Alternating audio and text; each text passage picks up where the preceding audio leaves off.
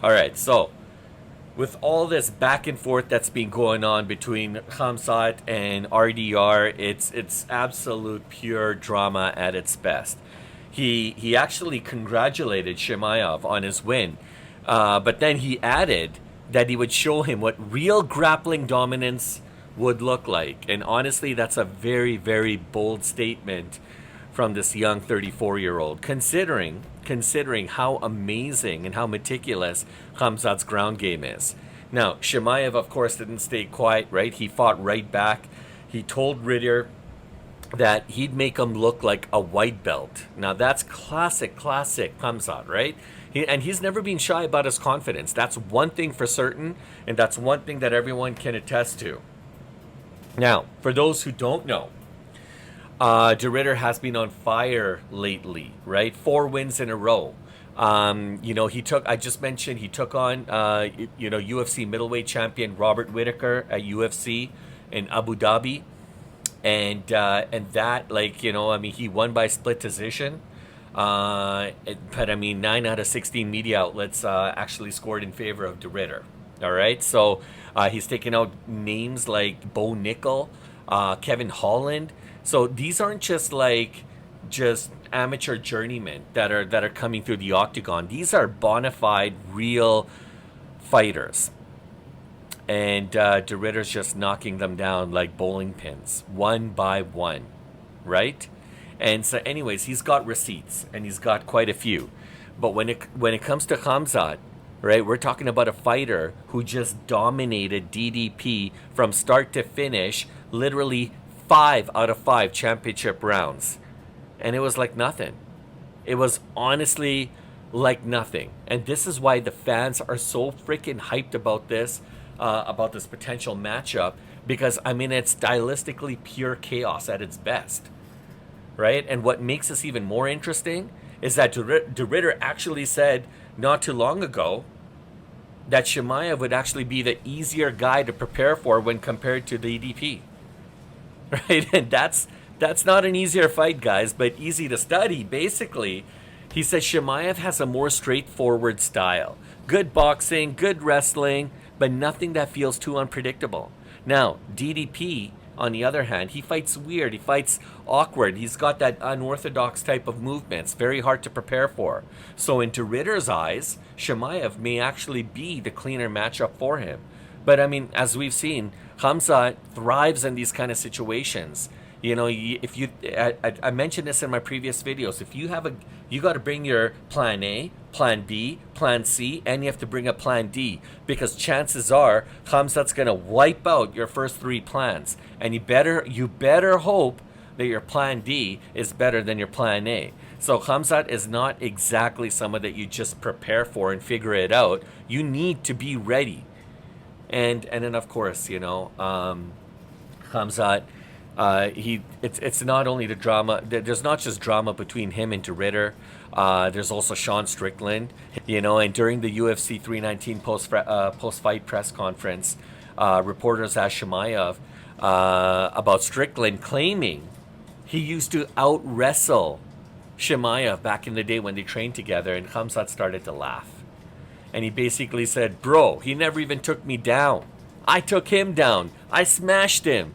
He even joked that he could beat up both Strickland and Paulo Costa at the same time. The whole room started to crack up right after he said that.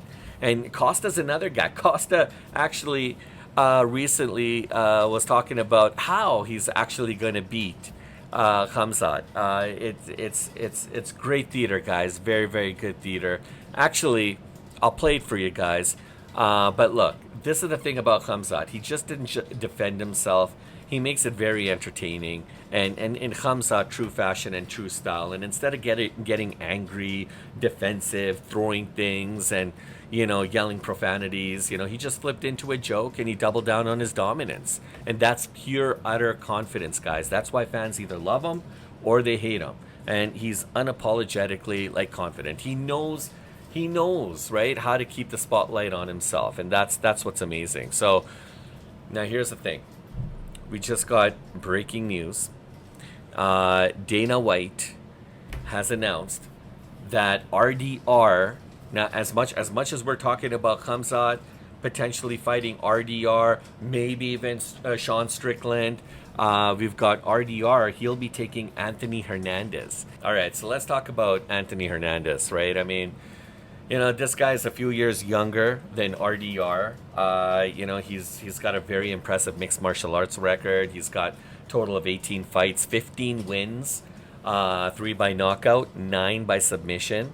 And he's no stranger to the craft. I mean, he fought under the DWCS Series 10 for Dana White's Contender Series, and he faced Jordan Wright. And despite winning the fight in like 40 seconds, like via knockout, it was actually declared a no contest, and he was tested positive for marijuana. So he was actually penalized 15% of his purse and suspended for like 6 months. So just a really dumb kind of move.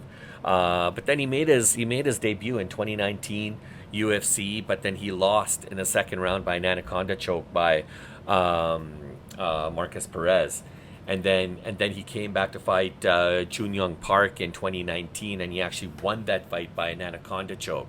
So he's kind of had that up and down kind of a career. And then he also fought, if you guys remember, when Alistair Overeem fought Harris back in, which one was that? It was in 2020. It was in May. And Hernandez lost that fight by TKO, and it was like, I think within like under a minute. So definitely a lot of up and downs. He's been plagued with a lot of different kinds of illnesses. He tested positive for COVID. They had to reschedule him. And then he was supposed to face Soriano in 2021 for UFC Fight Night 190, and he was pulled from that event due to an injury, and he was replaced by Brendan Allen. And then he was supposed to fight Dustin Scholfest, remember, in 2021, back in December. December of 2021 UFC Fight Night. I can't remember. I think it was 198 or 199, and he actually had to withdraw that event because due to some kind of undisclosed reasons. This is the thing with Anthony Hernandez.